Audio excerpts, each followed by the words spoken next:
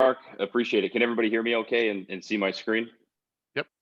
Good, I nailed it. All right, perfect. Well, thanks guys. Mark, thanks for the introduction. So my name is Arnaiz. I'm the CEO and co-founder of a company called Weeldi that specializes in automation out on the web with no coding required. To Mark's point, had a company in the MMS space prior, which we successfully exited a few years back, and then took some time off and got this new venture started.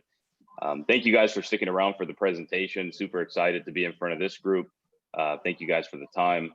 I particularly like this group because it's made up of a lot of entrepreneurial people and entrepreneurs, owner-operators, operators with significant shareholder ownership. I'm a lifelong entrepreneur, passionate about entrepreneurship. Love that this particular group and working with you guys is very connected to the customer, very connected to the customer's problems, and makes a lot of decisions based off of real things. I think we hear a lot of different statistics out there and different hype cycles with technologies and things like that. But I always get the feeling when I interact with this group that you guys are connected to adding real value to your customers and implement things that can deliver real value. What I want to talk about today is automation and moving past some of the traditional tools that you guys have heard about, like RPA and some other legacy tools, homegrown tools, to automate successfully in this wacky world of telco web portals. You guys all have the joy of having to interact with telcos and telco web portals, and we'll talk a bit about that. The name of the presentation is Automate or Die, and for lack of a better title, the reason I selected that is I do firmly believe we are at the 11th hour, if you will, about implementing technology within service businesses or service-oriented businesses to start to automate the things that are lower value or require less intelligence or expertise to execute on. This is a graph here from Bessemer Venture Partners, a Silicon Valley firm that's had a lot of successes in the software as a service space. And what they do is they track an index of emerging cloud companies that are public. Cloud companies meaning software as a service, your ServiceNow, Salesforces, Twilios, et cetera. And I like this graph because it gives a good representation of the growth that you're seeing in this particular space. Jay from Forrester had an awesome presentation last time we met that just had a ton of data in it. This kind of sums that all up into the money. So you can take a look at what the emerging cloud index has done compared to Dow Jones, NASDAQ, S&P 500, which are your green, orange, and blue lines down there. And what you see is that it's been outgrowing, and it's been outgrowing those industries and the companies in those industries because it's kind of an obvious progression, right? As we move from traditional software legacy tools, the old worlds of like the Oracle and SAPs, where you needed an army to be able to get value out of software. It took months and years. You had to have whole teams to be able to get that value. We're moving into a world where software companies are shrinking the time to value.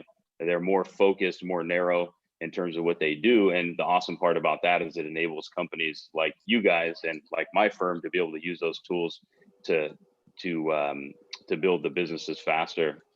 And you'll see that when COVID hit, it went down just like every other market or every other valuation out there, but immediately it had a big shot back up. And the reason why obviously is that we've known that this is going to be the direction. COVID accelerated that direction. A lot of big companies that were able to do things a little bit slower suddenly had to do things right away.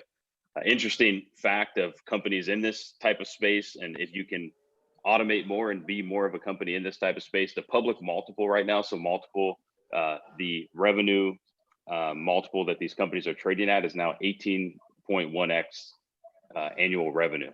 So you think $1 million is worth $18 million in market value in this space. So for the folks on this call looking to build more enterprise value, maybe look for an exit in the next couple of years, try to look like a SaaS company, because you'll be able to buy a nicer vacation home, or at least a little bit. So the other iteration that's happening here is we've moved to this cloud delivery model. Things are easier to adopt, shrinks the time to value. The next thing is, how do you hand more of this control back to the actual business? So I love IT, God bless them, but the reality is as these tools become more streamlined and more sophisticated, the business is going to be able to buy more technology and actually configure more technology. So Gartner has a statistic that says by 2024, 65% of application development will be low code, right? So what that means is tools that you don't require software developers or highly sophisticated integrators to make work, but the business knows what they want. They configure the tool to get the output and they're up and running. So how do these changes taking place in the industry impact the world of automation? So what I'd like to do is leave you guys with a couple takeaways for the folks that aren't doing it today, for the folks that are, maybe validate some of the challenges that you guys have ran into. And then I'll open up the last 5 minutes or so. Joe, keep me on track, and Mark, so we can at least give 5 minutes for questions to answer any specific questions folks may have. So what I'd like to cover is getting started. Where do companies like yourself, or where can companies like yourself get started with automation if you haven't started? Some of the challenges automating in your environment, being in your environment for 7 years and very familiar with the type of things that you deal with, and then challenge the theory of RPA a little bit and some of the homegrown tools that folks have used. So getting started, where do organizations start with automation? The first thing that we've seen as we implement this with customers is automation it's like going to the gym, right? It takes some work before you start to see results, and it's not easy to go there the first day, but after a couple of weeks, after a couple of months, you start seeing results, and then suddenly it just becomes habit.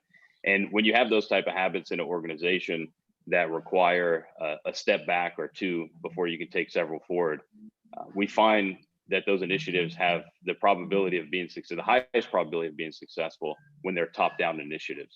So when I mean top-down, not driven by a particular department, but literally driven from the top down by the CEO. So we find companies that have success implementing automation are the ones where the CEOs say, we are going to start moving these processes to an automated fashion. Where do you start? What do you look at first? Well, the first place is the mind-numbing task. So knowing people on this call and looking at the group here, you guys have tremendous knowledge and detailed knowledge about telcos, technology providers, how these different things work, how the billing works, how the contracts work. But then there's this whole slew of mind-numbing tasks that you need to do to be able to manage these type of expenses. So that's where you start. And then typically you want to look at tasks that have a higher volume. Automation usually provides a better ROI if you automate tasks that you're doing constantly. Obviously, you're gonna save more time. And then the final part is define processes. So you really can't start automating until you've defined a process, but this is also a slippery slope. Defined process doesn't mean defining every process. It means defining the bulk of the process and then starting to automate. And as you automate, you start to uncover and identify things that you didn't even think about. And the process is refined, and through time, just like going to the gym, you get in better automation shape, and suddenly you're getting more value out of automation. So in this particular space of technology expense management, one of the areas that's ripe for what I just mentioned on the previous slide in terms of mind-numbing tasks, highly repetitive, and then having defined processes is the interaction with vendor portals. So ideally, every vendor would have this awesome API where you could just go in and get the billing information, get the inventory information, any expense, equipment, et cetera. But the reality is most of these companies don't have those APIs. And if they do, those APIs can take a long time to set up. They may be incomplete. In some cases, just don't even exist.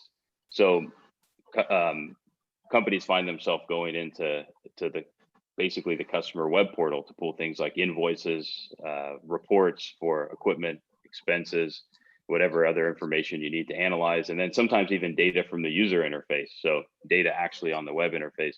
And we see this handled in this industry, various ways, sometimes outsourced to lower cost areas, India, Southeast Asia, sometimes managed domestically in the United States, and having folks go in here and do this type of stuff manually. So this is the prime place to be able to start automating in your guys' world.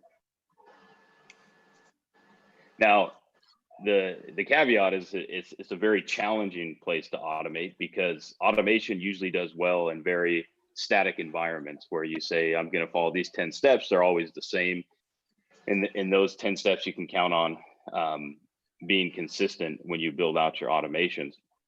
In your world, and in the world of getting into vendor portals, is you actually have a lot of other challenges. And these are some of the challenges that folks run into in the shark swimming in the water, if you will, here. But as you look to automate, you have things like logins that you have to get past to get into, say, an AT&T or Verizon or an Amazon. You have two-factor authentication as those companies start to improve the way that they implement security. Your bots have to figure out how you get past two-factor authentication. So that's receiving that email with a few digits that you type in to get on the website. Managing things like CAPTCHAs, the different images that can pop up and prompt you to click on, all the different stoplights or all the different cars that you see on websites now. So when you have all these different things thrown at you, how do you begin to automate in this world? Or do you just say, forget it, I'm going to continue to throw people at this because that's what works? The type of tools that are out there that are readily available to handle this. Actually, I'll talk about this for 1 sec before I start talking about the tools. The other challenge that you see in the telco world is there's so many different iterations of what you're looking to automate. I had the team pull this for this presentation, and this is about automating just retrieving an invoice for Cox. And this looks like a big mess here. This is instructions on how you go through and automate. But just pulling an invoice for Cox has at least 4 different ways that you can pull an invoice depending on the customer. Cox is a telecom provider, by the way, for the folks that aren't focused on domestic US. 4 different ways that you can pull an invoice depending on the customer size, the region, et cetera. So if you look to automate these type of tasks, you may think I need to automate 20 carriers. 20 carriers may turn into 60 automations to be able to successfully automate just those 20 carriers, right? So it is a highly dynamic world. So in terms of tools that can be used, and Jay talked about this a month ago in his presentation, I was thinking it's an awesome setup for what we're going to talk about this week, is RPA, so robotic process automation. So RPA tools are tools like UiPath, been highly successful, I think somewhere like a $7 billion valuation, Automation Anywhere, about a $6 billion valuation. And these RPA tools basically focus on filling the void where APIs don't exist. So essentially recording the clicks that a user makes on through their user interface, and then automating that stuff through those recordings so that you don't have to have those people do those things again. Right now, Gartner has it pegged as the fastest growing solution in the enterprise. So out of all solutions in the enterprise, that Forrester presentation, Jay brought up a stat I didn't know, that UiPath is actually the fastest growing software company ever, ahead of Microsoft and Slack. I wasn't aware of that.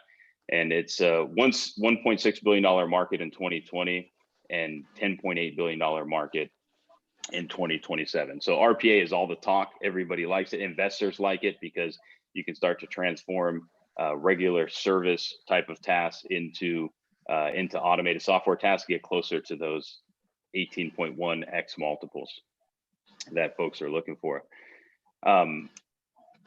The challenge is, like many technologies that are at the peak of their hype cycle, is sometimes what you hear and what people actually do is very different than, they're very different than each other. And this kind of reminds me, to use an example that some folks in this call might be familiar with. I remember in my last company, when mobile device management came out, MDM, and MDM was all the talk of the town. There was AirWatch that ended up doing very well, Mobile Iron that went public, and we actually built something internally that was a light solution. But inevitably, when we would get into customers, everybody wanted that thing because everybody told them they needed it.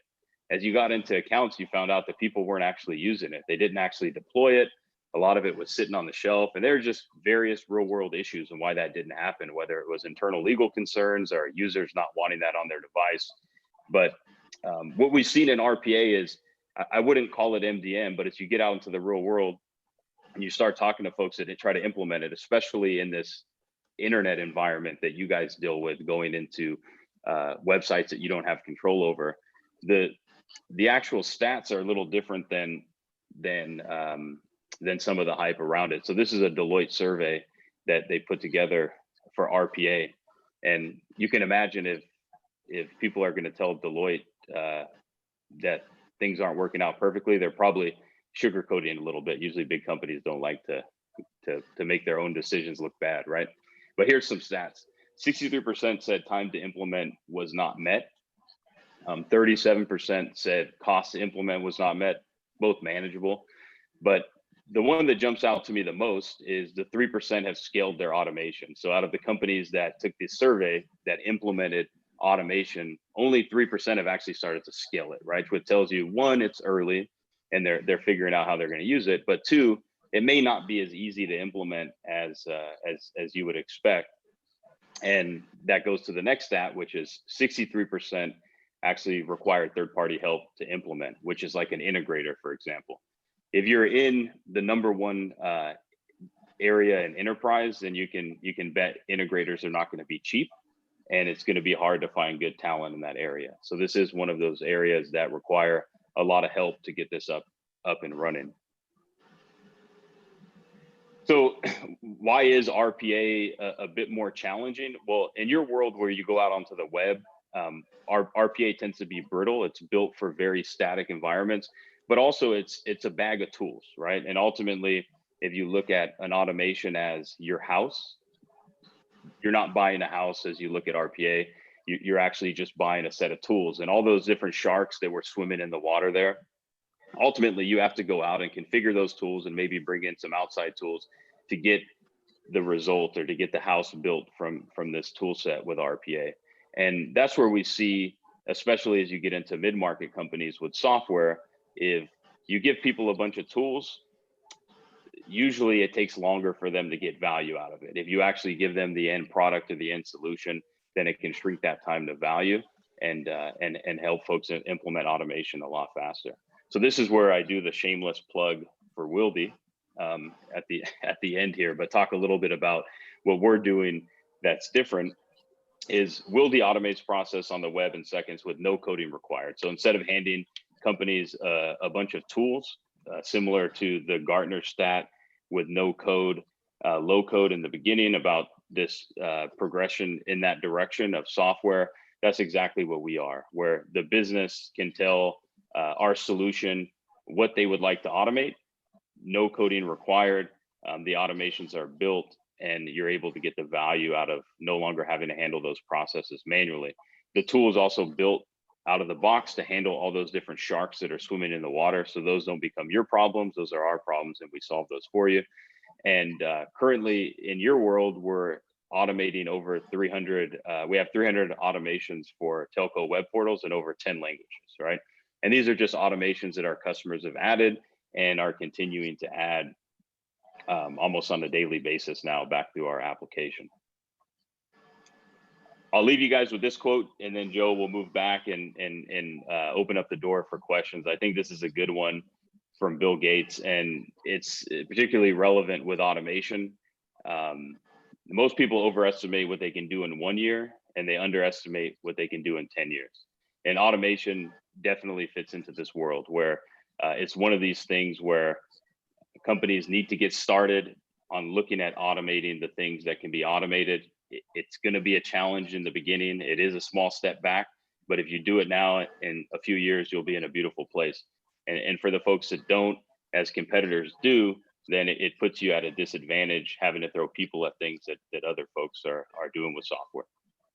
So that's it, guys. I appreciate the time, and Joe, I can open up the gates for any questions that folks want to go ahead and add. Absolutely. Let's open up the gates for any questions anybody has for Mo. Sure, Mo. I'll throw one out there, maybe a softball, but in terms of the value prop cost justification of this, do you have either just some high level or some direct specifics that you could be able to share with us, either offline or online? Yeah. So how we price the product, or no, just more. What's the cost? Yeah, what's the cost savings in terms of man hours? It sounds like basically if we implement your application, I don't have to have my team logging into the portals, et cetera. This RPA will automate that process. Exactly. Yep. Yeah, that's it. And it's hard to give a uniform return on investment. The return on investment is generally as simple as how much time are you spending doing it manually?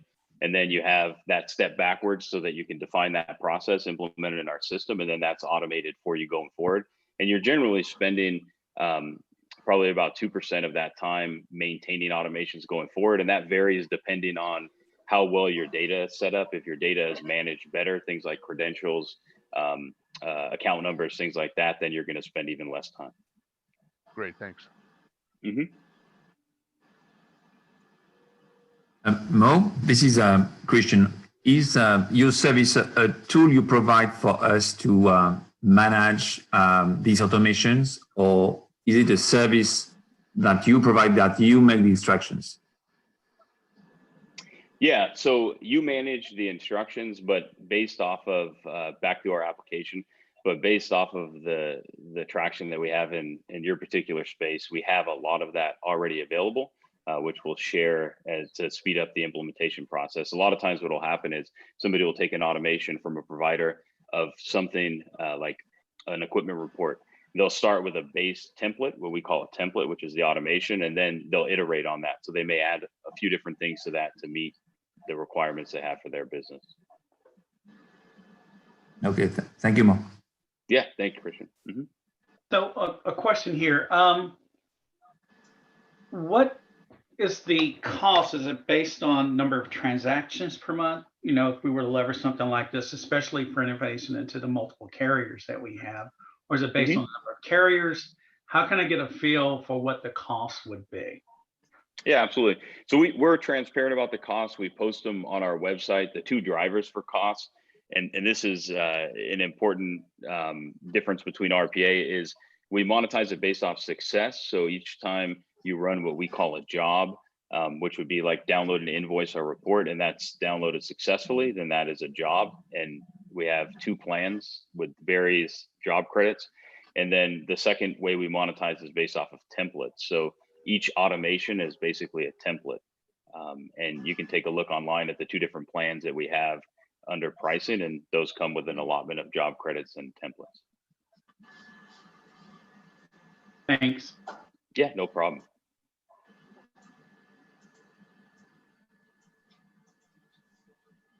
Great, thanks, Mo. Joe? Perfect, thanks, Mark. Anybody else have any questions?